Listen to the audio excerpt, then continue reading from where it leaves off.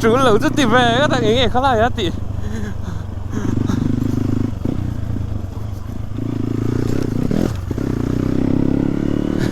Con xin lấy vung sùn bỏ đấy. Jump pay tờ vel mấy là rồi. Bây giờ nung là mà motor lẩu các em tí em chặt sát là ngay mà. Và landing hi em tel bốc ngay à. Bóng sẽ tiết làn ngót gì này là à nuông khóc mày. Nhưng mình à phải luôn à. Sập atal về man lẩu bốc à. Lại anh tỷ lệ ngắt anh này. Chuan video hi kan soi lolong ari lu dana chuan pathian Christian thata bin pega video karon da jingdon view ani ti kha mi lo thre sakula o thei to patam video siam ka chung to don ani ti tak tak in kan ti tong ti lai ha kan soi dua this video is an lai so pakhata de paron upload karon upload thut mai thei ka lai chu a hun bi timing kha pak don lo rod upload pop don ani san chu video với nát tụi nó mi video đã bay sàn à anh chuông hal mấy thế này chú tiếng về chú anh ấy đàn chú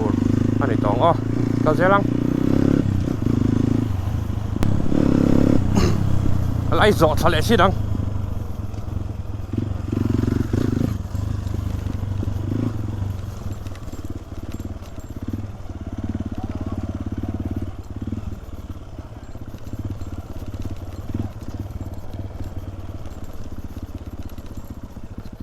lụt đục in tlan nung ami te tlan á in phia khum vak kher ngai đâu mo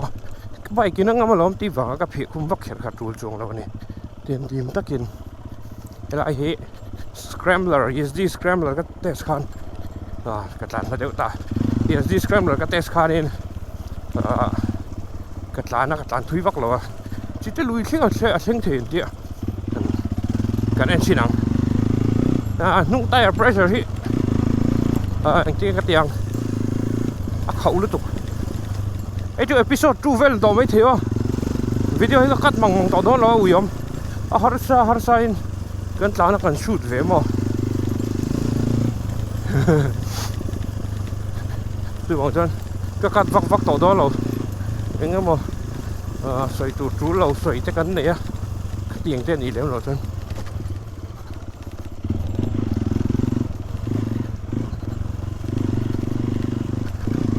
mình sinh hiện đây ông lũ nó bằng quay cái này to lâu này hay mình sinh sử nốt diễn cái cả lính đôn lẩu ở vang về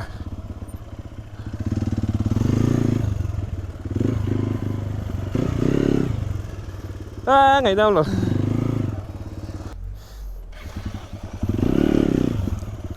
thui về thôi em lại con hi thui về thôi em ăn gió chín xìm phim đây chỉ để xem cái này thôi anh xoay đi cái gió về mấy tiền thì ra là rescue guy lục tụi nó đang đi cháu ạ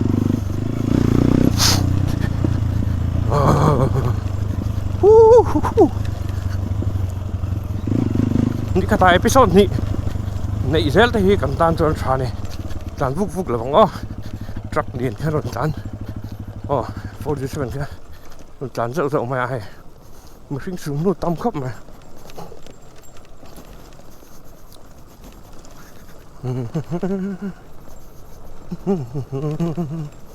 và nuông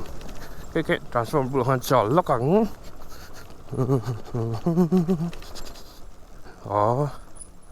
roadblock and roadblock chân thì cần dòng chuộc đồ này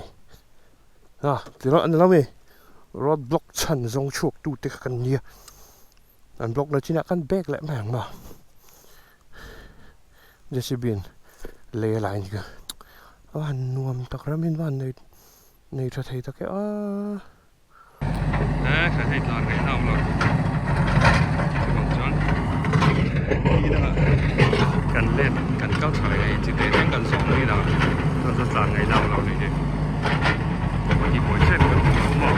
ni da ti do koi mai ro ka nei ma ni chong len ni pata voi na chuan chi te thleng ka zo thei don ri lo ni kong hin lai zau tha zela chona kina RCC in ema black top in ema anti don ni chu a thadon ka me lam chu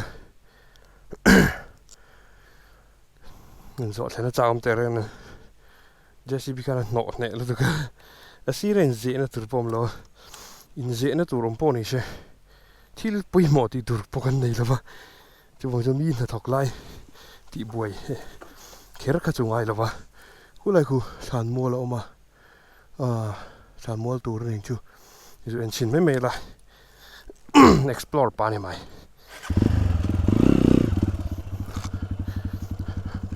explore chinang nei than mo kong chuan lo PCC vector ni simanin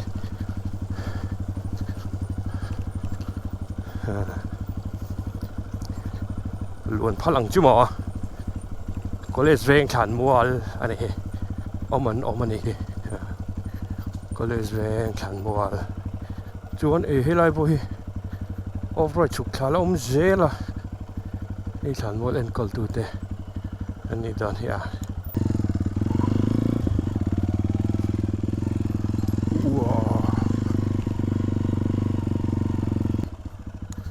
voin ka journey chu ti khan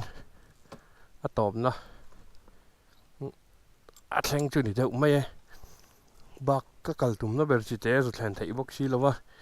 la hi college veng than mo ram la mang chi lova anom dong khop mai than mo shed nge ming hi ming om lo ni than mo shed na tlang turam ka ti then top there ni he a top there chuan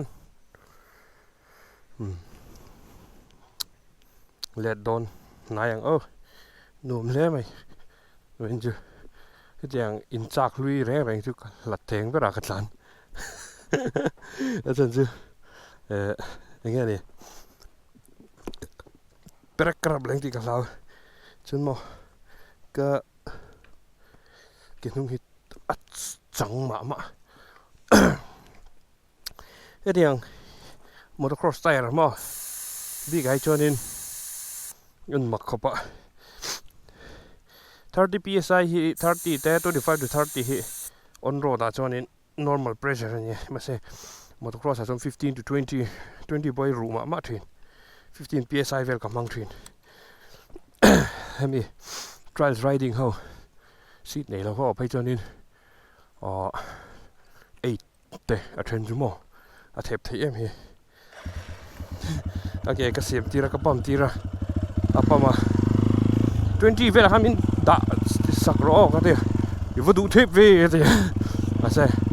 tira ne ju man tur bi khi om thin ma kan man na chuan 15 to 20 psi ga ya ni ani lo chuan a ru lu tuk chuan a hreom helai kong hi ne ka zo ber kha thui lo em ka pe lo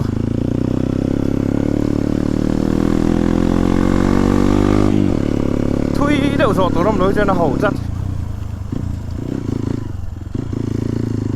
lại han thui te cái in ang chỉ khang cả là in lầu phim phim mà chọn nó tụt hun rem cái xong á cái chọn về rít lắc nghe lệ to nó thì cái chọn công chiếc con xong to rít lo vắng với nó tan chuan tụi to con này ít là họ đâm xác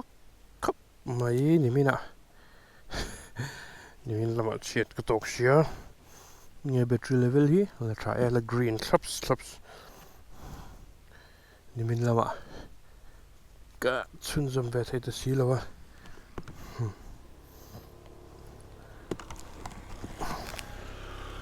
boin chu ka talman vi ve scooter hi thani tera tlan thei lo na mong po hi nei lo ni scooter hi chu ma trong cái bốc xì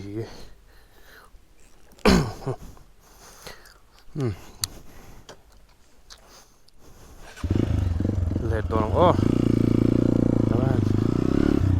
nuông cái phải là rồi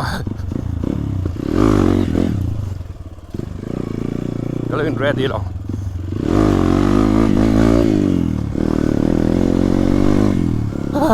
nuông lứt to nuông lứt to trên cái tép po nè căng thật đuôi thật to đi thật to được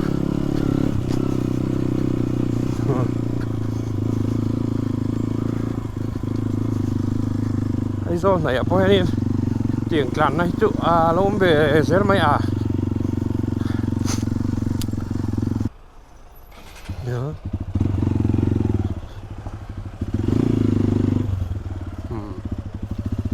lại po anh em mà in liền to tắc mấy sạc lại tụi nó vẫn về về stock point nhưng mà về tắt chuyện này hàng mà go down xóa lốt tục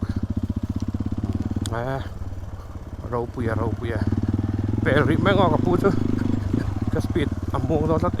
tuy đồn về tuy cái đồn về có lại bốc ra chú làm chưa chỉ té cài chỉ té giáo in té mỏ forest làm bằng nung sa le savat ivel an hala chỉ té giáo in té khen thác các bác sắc ta về chúng tôi đi là băng cái thanh sát nó tục chỉ té giáo cả bắt hier in repeti chuan an la lai char đó na an la road block ri đó na thar về là dấu tụ ra ngay đây an zo tụ hom hong hun về lại second gear hi chuan in thei lo deuh ni India bike hi chuan second gear hui li chu har ve deuh ni ka sei lai kha an lai tlang don hun om ang vela kal le ngat to na zau ani thon nuam don riau mai a lui thleng tlan sak then ti chuyện theo này nó cẩn thận bộ mà đi chỗ cẩn thận nó nuông là vắng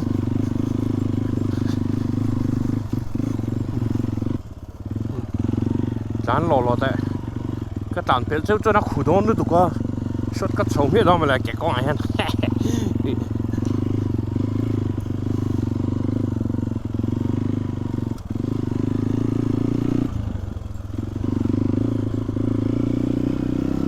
cái nó bị hi nung lắm nó bị hi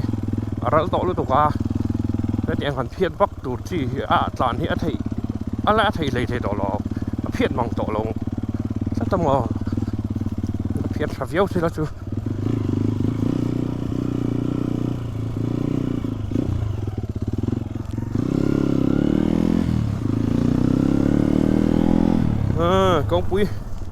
con quý tràn tiếng lệ ta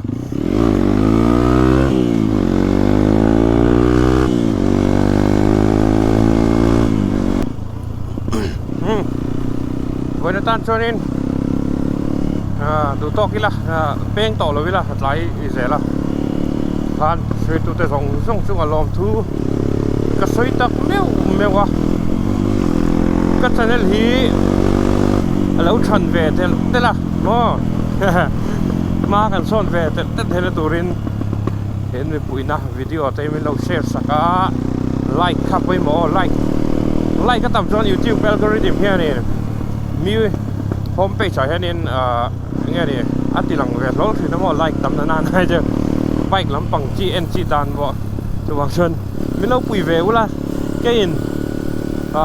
thì muốn nằm tắc vậy nên tour lùi dễ cho các tụi mình thấy top soi mà